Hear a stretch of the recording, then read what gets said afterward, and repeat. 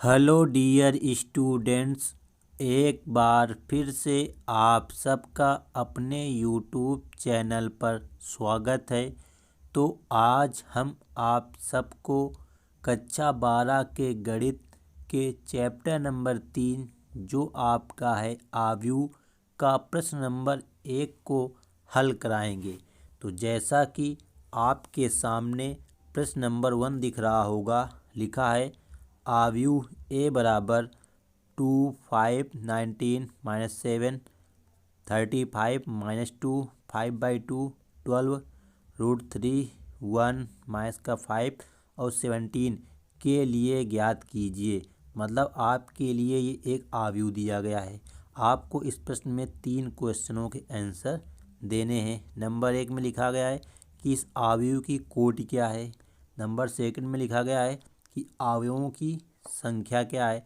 और नंबर 3 में लिखा गया है कि अवयव A13, A21, A33, A24 और A23 के मान बताना है। तो देखो जरा यहाँ पे जो आपका आव्यूह होता है उसको हमेशा बड़े ब्रैकेट में लिखा जाता है। सबसे पहले आपको आव्यूह को लिखने का तरीका पता होना चाहिए और इसे अंग्रेजी भाषा के बड़े अक्षर द्वारा प्रदर्शित किया जाता है। वो या ए से दिखा लो या बी से या सी से। जो इसके अंदर तुम्हारे लिखे होते हैं ये संख्याएं, उनको बोलते हैं आव्यूह के तत्व। तो पहला होता है तुम्हारा A11, फिर इसके साइड में होता है A12, इसी बार डॉट डॉट चलता रहता है। इसी प्रकार दूसरा होता है A21, A22, इसी प्रकार डॉट डॉट आगे चलता रहता है। और बढ़ाना हो तो A31, A32 dot dot dot आगे तक तुम्हारे चलते रहते हैं। तो इन्हें बोलते हैं आव्यूह के अवयव। तो यहाँ पर जो तुम्हारे इस रूप में लिखी गई हैं खड़ी लाइन के रूप में, ये वाले, ये इनको बोलते हैं स्तंभ। मतलब ये है तुम्हारे स्तंभ। और जो तुम्हारी पड़ी लाइन के रूप में है ये ऐसे, इनको बोलते हैं पंक्तियाँ। जैसे तुम्हारी कॉपी में पंक्तियाँ खिंची होती हैं तो इन्हीं को बोलते हैं पंक्तियाँ, इंग्लिश में बोलते हैं रो। और ये ऊर्ध्वाधर होते हैं ऐसे, इनको बोलते हैं स्तंभ, कॉलम, इंग्लिश में इसको सी से प्रदर्शित करते हैं। तो देखते हैं जरा प्रश्न में हमसे क्या पूछा गया है। तो यहाँ पर आपको देखो कितनी पंक्तियाँ दिख रही हैं, ध्यान से देखो। तो एक ये पंक्ति है, दूसरी पंक्ति ये है और तीसरी पंक्ति ये है। तो यहाँ पे तुम्हारे पास 3 पंक्तियाँ हैं। अब इसके बाद में यहाँ पर देख लो स्तंभ कितने हैं। तो देखो 1 स्तंभ, 2 स्तंभ, 3 स्तंभ और ये चौथा स्तंभ। मतलब यहाँ पर तुम्हारे पास 3 पंक्तियाँ हैं और 4 स्तंभ हैं। तो जो पहले क्वेश्चन तुमसे पूछा गया है कि आव्यूह की कोटि क्या है, तो जो आव्यूह की कोटि को लिखने का तरीका होता है वो होता है पंक्तियों की संख्या गुणते स्तंभों की संख्या। तो यहाँ पर तुम्हारे पास पंक्तियाँ 3 है, तो 3 गुणते स्तंभ कितने हैं 4। तो जो इसका आंसर बनेगा वो बनेगा 3 गुणते 4।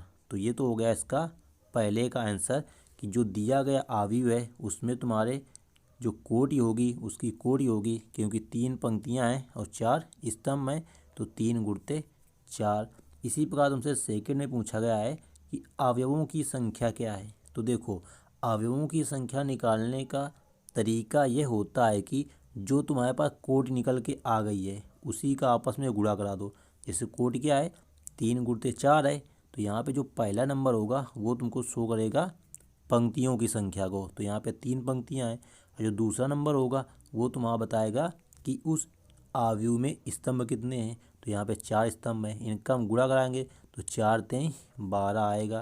तो इसमें अवयव कितने होंगे तुम्हारे 12 अवयव होंगे। अब तुमसे यहाँ पे थर्ड नंबर में पूछा गया है कि अवयव A13, A21, A33, A24 और A23 के मान बताओ।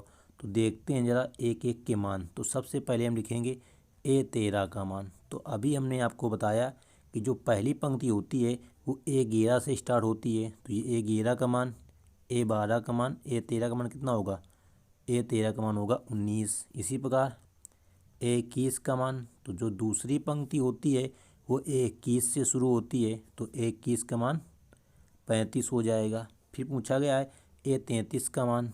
तो A33 तुम्हारा तीसरी पंक्ति में होगा और तीसरा अवयव होगा। तो ये 31, 32, ये 33, तो माइनस का 5 हो जाएगा। फिर पूछा गया A24 का मान, तो A24 तुम्हारा आएगा दूसरी पंक्ति में। तो 21, 22, 23, 24 का मान है 12। अंतिम है A23 का मान, तो A23 तुम्हारा हो जाएगा कितना, 5/2, क्योंकि यहाँ पे क्या लिखा है, ये 5/2 है तुम्हारा। तो ये हो जाते हैं तुम्हारे किसी भी दिए गए अवयव की कोटि ज्ञात करना और उस पर कितने अवयव हैं उनकी संख्या ज्ञात करना, और उसके अंतर्गत कौन कौन से अवयव होते हैं उनके अगर आपको मान निकालना पड़ जाए तो इस प्रकार निकाले जाते हैं। देखो जैसे नीचे यहाँ पे उत्तर में लिखा गया है, पहले में लिखा गया है अवयव की कोटि बराबर पंक्तियों की संख्या गुणित स्तंभों की संख्या। तो यहाँ कितनी पंक्तियाँ थी, 1 2 3 पंक्तियाँ थी, स्तंभ थे 1 2 3 4, तो 3 गुणित 4 लिखा गया है। अब अवयवों की संख्या में गुणा कर दिया गया है। उसके बाद में यहाँ पे जो जो मान पूछा था थर्ड में उनको लिख दिया गया है। तो इस प्रकार के प्रश्नों को इस प्रकार से हल किया जाता है। तो उम्मीद करते हैं कि ये प्रश्न आप सबको समझ में आ गया होगा और अवयव क्या होता है इसके बारे में भी आपको पूरी जानकारी प्राप्त हो गई होगी। तो अगर वीडियो अच्छी लगी हो तो वीडियो को एक लाइक कर देना, और चैनल पर पहली बार आए हों तो चैनल को सब्सक्राइब करके बेल आइकन को अवश्य प्रेस कर लें, जिससे आपके यूपी बोर्ड एग्ज़ाम 2022 की तैयारी बेहतर तरीके से हो सके। तो thanks for watching this video.